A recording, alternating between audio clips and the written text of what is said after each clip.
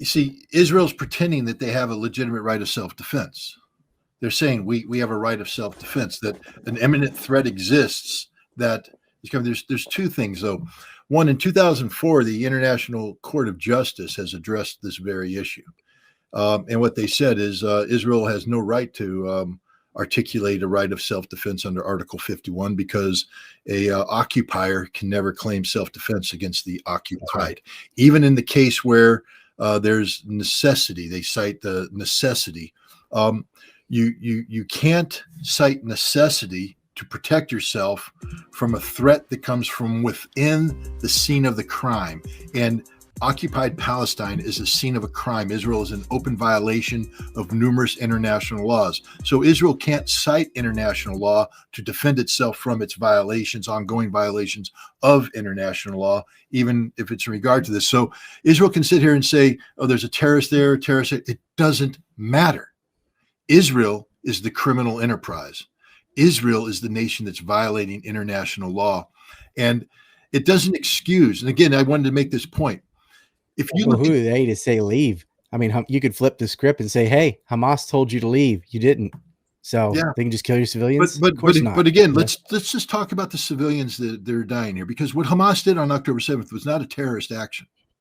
It was a well-coordinated, professionally executed military operation with clearly defined military purposes, and they've lured Israel into the ambush that they've been setting. The fighting that's going on in Gaza right now is going in accordance to the Hamas plan, not the Israeli plan. But the thing is, when Hamas took down the wall and came in, their initial story, look at these guys. These are the highly trained guys wearing uniforms.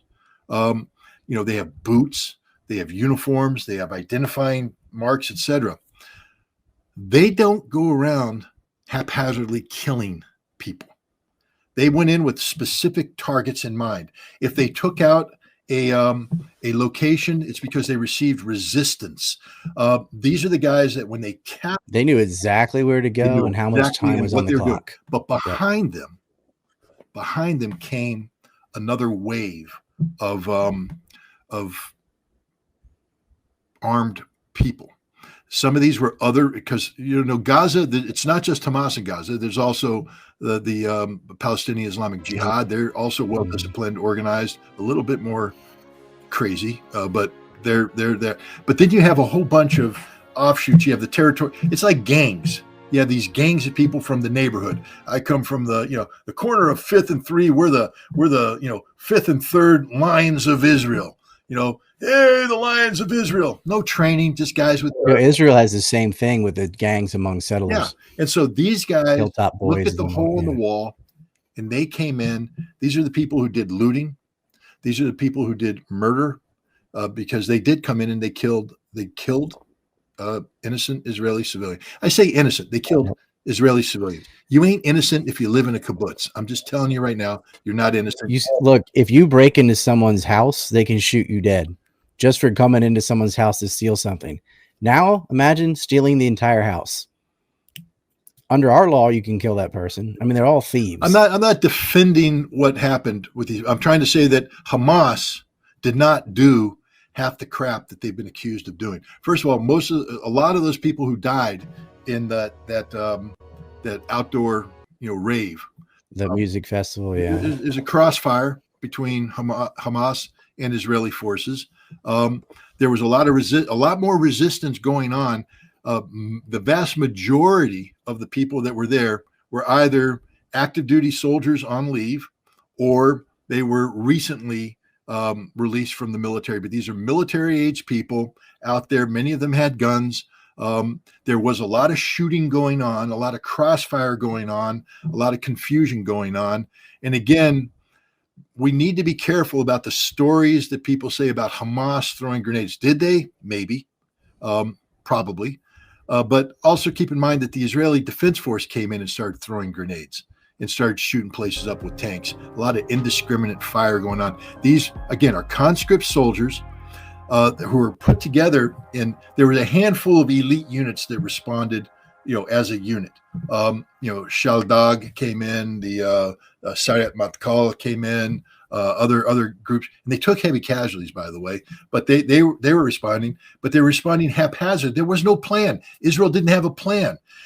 People are just running to the sound of gunfire, shooting anything that moves. Hamas was coming down the road. Absolute panic. Absolute panic. There's video of that south of Ashkelon, which is not where the music festival was. That was in the east, of IDF soldiers using civilian cars full of people that they're hiding behind and shooting at Hamas. Yeah, using actual human shields. They're guilty of everything they accuse their enemies of. They've done themselves. And all the stories about. I mean, please, people, understand. Look, go back to World War I when the Germans marched through Belgium, what they were accused of.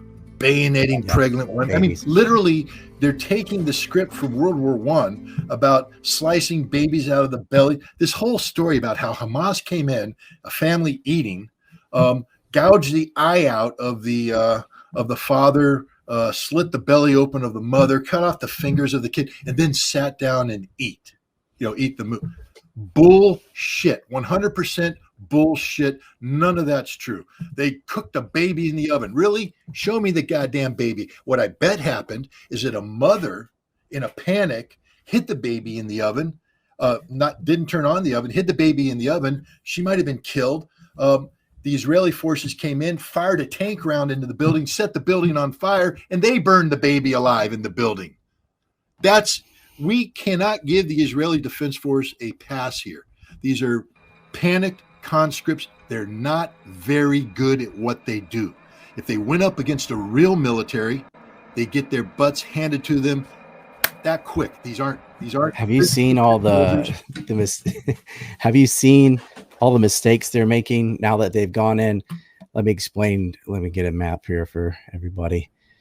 So Gaza's got these 5 zones, and so there's Khan Yunis. That's the first place they tried to go in the south. That didn't work at all. They got lit up. So then they decided to go just south of Gaza City, where it's actually not an urban center. It's an agricultural zone. They have to grow food somewhere. So on all flanks of Gaza City, northeast and northwest, there's room for for tanks and things to go through. They're not going to get caught with the stuck in the rubble that they've made.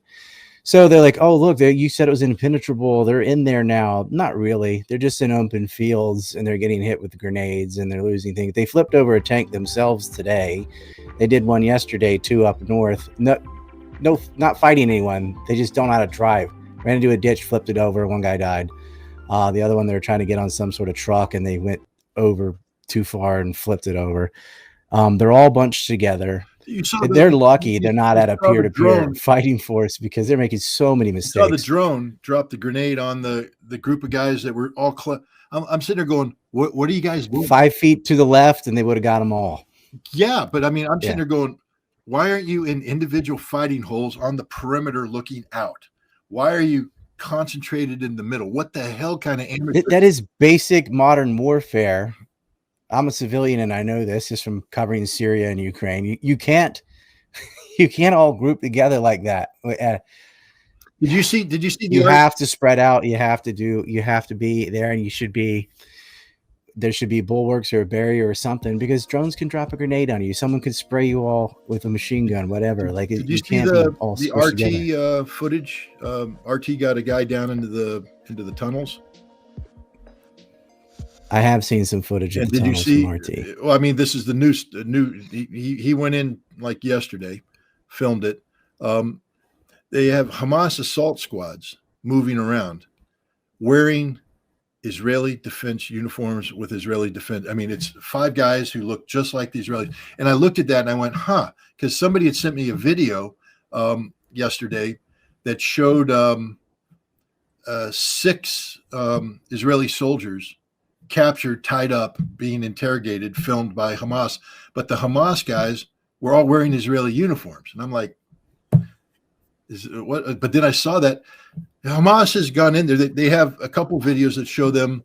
They've immobilized a Merkava tank, and they've immobilized one of the infantry fight. They've captured the infantry inside. That Hamas actually went in there and snatched the guys. Hamas is popping up out of holes all over the place. They're destroying tanks. They just killed a battalion commander.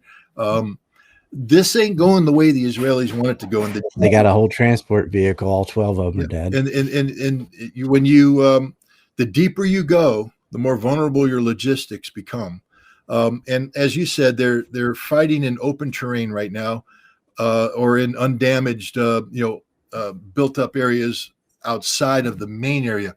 When they get into the places they bombed, when they realize that their tanks can't go down the streets because of the rubble they've made, they will be walking into predetermined ambush points by Hamas, who are smarter than the Israelis are. And it's going to be a bloodbath. There was somebody panicking on Telegram, Israel's in the center of Gaza. It's over. I said, Israel is on top. The battlefield is below. Israel ain't in control of what's happening below. This is the end of the. They haven't even reached the rebel edge, and all they've done is position themselves flanked on two sides with walls on top of that.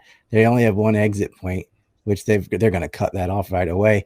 Oh, we can see you from the sky. Yeah, light a couple tires on fire. Now it's all black. You don't see anything. Low tech beats high tech sometimes. Well, the other they're thing going to get is Israel is very good at dropping bombs on civilian targets.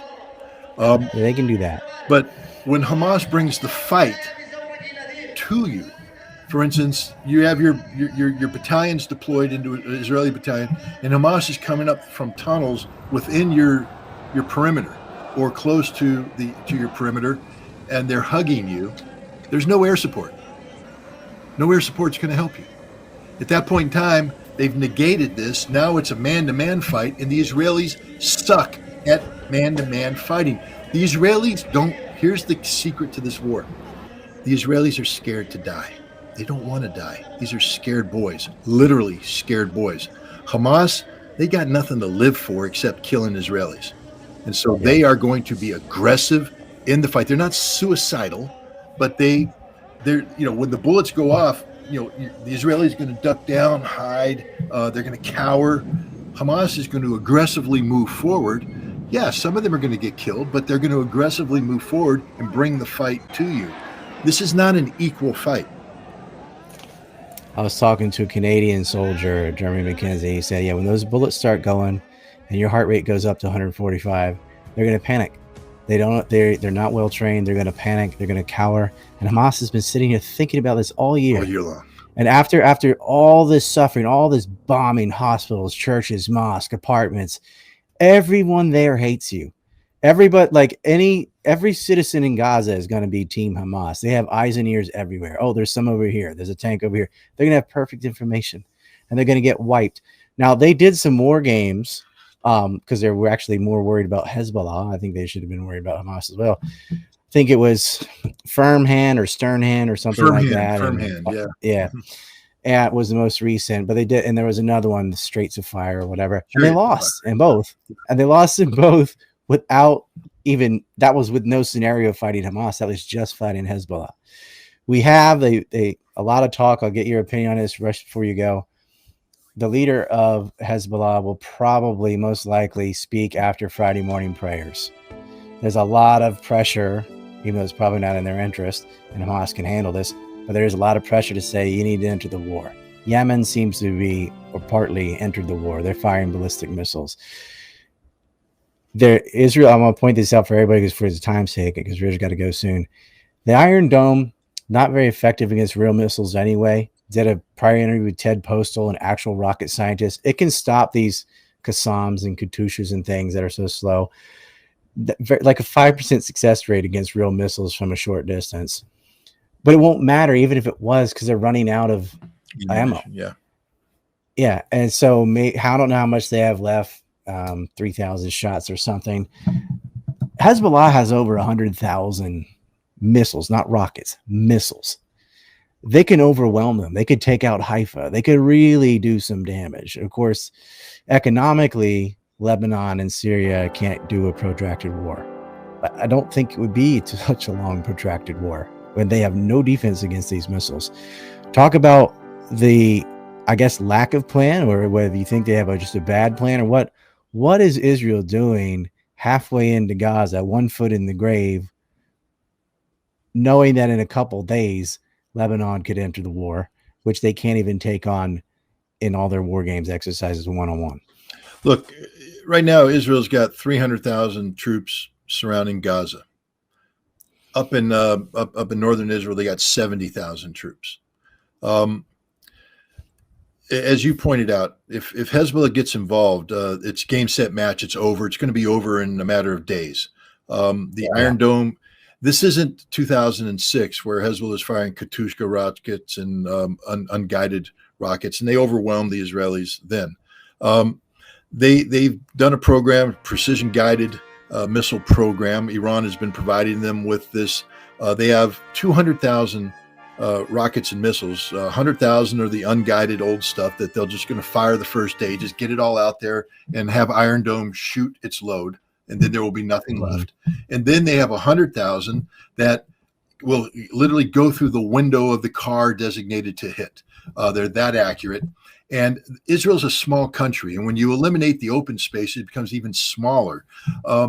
These 100,000 missiles in the course of several days will eradicate Israel as you know it today. All government targets will be taken out. All commercial targets will be taken out. All military targets will be taken out. Not only that, but Hezbollah has been building tunnels of its own. And at the appropriate time, around 20,000 Hezbollah assault troops are going to come screaming out of these tunnels, while another 80,000 come in the hills, and they're going to swamp these 70,000 Israeli defenders. And these 70,000 Israeli defenders are going to die, surrender, run away. They're not going to stand and fight heroically. There will be no Alamo here because they don't have the balls to do this. And it's over. At that point in time, Hezbollah will take northern Israel.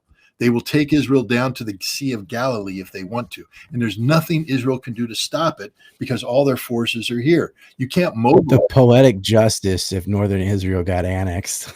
Yeah, well, we'll find out. That would be, interesting. But my point is they can do this. Now, the question is, will they do it? And here's the thing. A statement was made the other day by Hezbollah, yesterday, in fact, that said, we will intervene if Hamas is on the verge of destruction. But Hamas has made it very clear that they're in control, that, we don't need your help. We don't want your help. We're winning this thing on our own right now. We appreciate the Houthi coming in, but we got this under control. The Israelis are not winning this fight. That's Hamas's position. So I would be surprised if on Friday, Nasrallah orders the full-scale assault. If I were Nasrallah, I would order the full-scale assault on Friday because Israel's never been this weak ever, and they will never be this weak again. They don't seem to be trying to de-escalate because they bombed Egypt, Lebanon, and Syria all in one day. No, but it's controlled escalation. I mean, look, the United States and everybody knows what's going on. Israel is. The U.S. has been calm. Their bases got attacked and they didn't react. They seem like they're trying to de-escalate behind the scenes. What we're doing is managed escalation, where it's managed fight. We're going to throw a punch. You're going to throw a punch, but we're not pulling the pistols. So Israel's going to be given some latitude to be seen as defense. For instance, a lot of people have died right now on the Lebanese border. A lot of Israeli soldiers have died. A lot of Hezbollah fighters have died. This is not insignificant fighting, but they haven't crossed that threshold.